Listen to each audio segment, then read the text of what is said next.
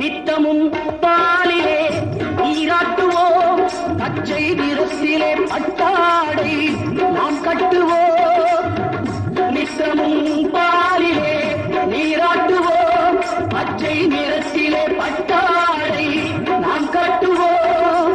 திருநீரின் தத்துவம் தந்தை என்போம், அதில் திகழும் குங்குமத்தை அன்னை என்போம்.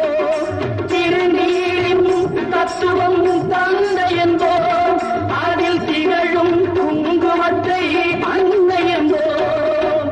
சந்தனம் மணக்குது, கற்பூரம் ஜொலிக்குது, கந்தகிரி போகி வந்தார், அன்பையெல்லாம் நடக்குது.